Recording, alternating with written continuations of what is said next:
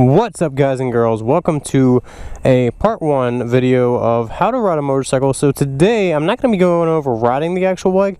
I'll be going over the things that you should be looking at before you ride the bike.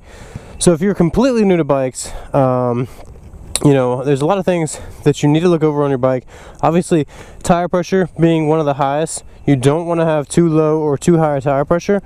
You should check your bike's specs for that.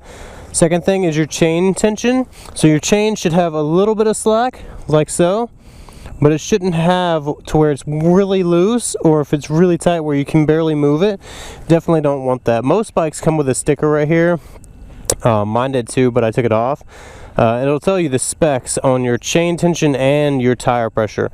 Obviously this is going to be your gear shifter right here. So when you go to shift gears, your bike's going to be, say if you're starting in neutral, which is between first and second gear, down 1 goes into first gear, and then you're going to go up 5. I'm going to explain that in part 2 though.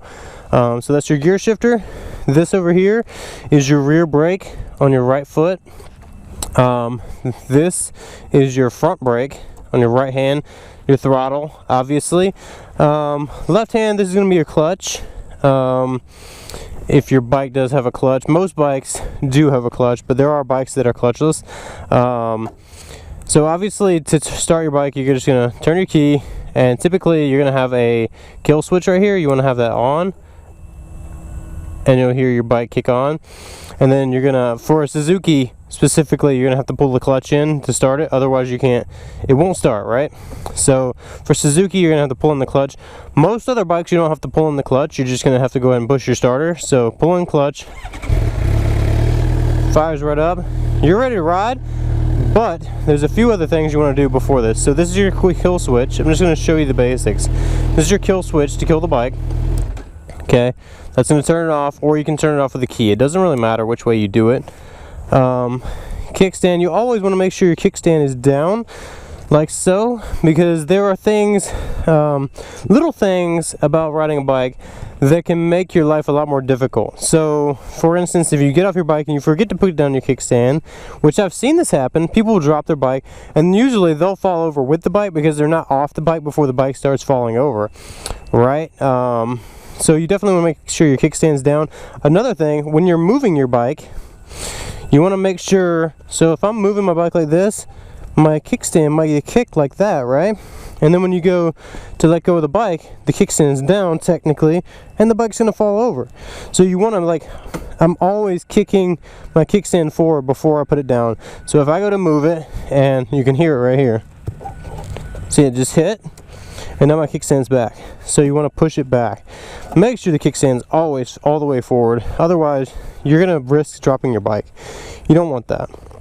So another main thing you want to check is your lights. Obviously your headlights. So high beam, low beam, high beam, low beam. I always ride with a high beam on, especially during the daytime. Just personal preference. Alright, so turn signals. You're going to have your left turn signal right here, and then your right turn signal there, and pressing in cancels it. You know, like in a car, when you turn your turn signal on and you make a left hand turn, it'll turn off for you. On a bike, they typically don't turn off for you.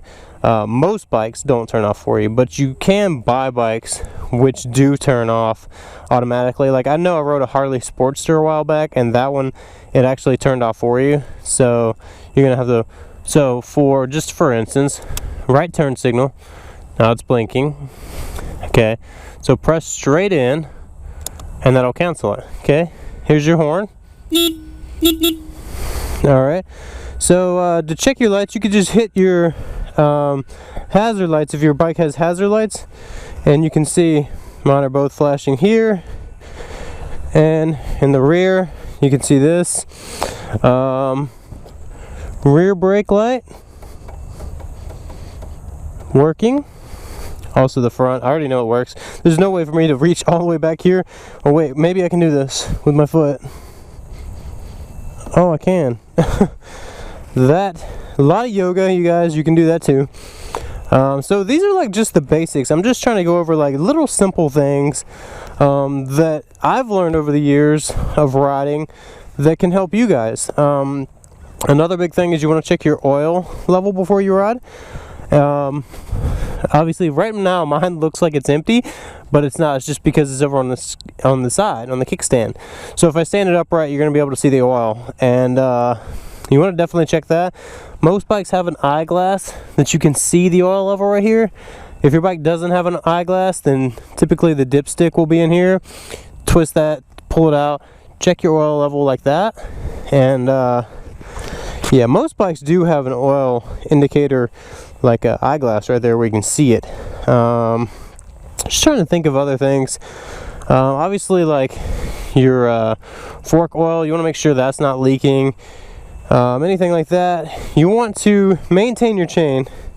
That's probably one of my biggest tips, is maintain your chain. For one, the tension, you want to definitely check that, but you want to also be lubing it and just making sure it doesn't have kinks in it and stuff like that. And tire pressure, like I said, tire pressure is really big too. I've seen people slide out from having too low or too high tire pressure. Gas typically is going to be right here. I mean, this is literally like a basics 101 how to ride a motorcycle. This is just the basics. I'm not going to teach you how to ride a bike in this segment. I'm going to make a part 2, and I'm going to show you how to shift gears and stuff like that. So trying to think if I've covered everything for the most part. I think I have. There's one more thing that I can tell you that will be a good helpful tip. I've taught this to Heather. She always says that, like, when I'm moving my bike around when it's not on, that I make it look like super easy, like it's weightless, right? So my biggest tip for that is when you're gonna go move the bike, whether it's in the garage or the parking lot, wherever you're gonna move it, keep the weight of the bike into you. So like, this is you're moving the bike, you want the bike to be leaning into you, not to be leaning out, okay? Because this will help prevent it from falling over. If it falls this way, it's really hard to grab the bike and pull it back, versus if the bike's weight is into you. I just kind of like put my hip, so I'll kick my kickstand out, I kind of put my hip down like this into the seat, and I kind of just move it just like that. Like, it's super easy, right? But you want to keep the weight into you, so if it does fall, it's falling this way, you can grab it, right? Okay, so if it's falling to the right like this, it's going to be almost impossible to grab it without having to grab the tank or something like that. Can be done, can be saved, but the easiest way is just to keep the weight into you, okay? So that is my last tip as far as before you start riding. My biggest tip is going to be to respect the bike. Don't go crazy until you're comfortable with the bike, and this will save you like a million times over. So be comfortable, be safe. Learn to ride at your own pace. You know, everybody starts at different experience levels. You might have no experience, you might have a lot of experience, but take it easy, ride safe, and I will see you guys in the next segment. Try to upload these every other week and give some tips, alright? So peace and ride safe, guys.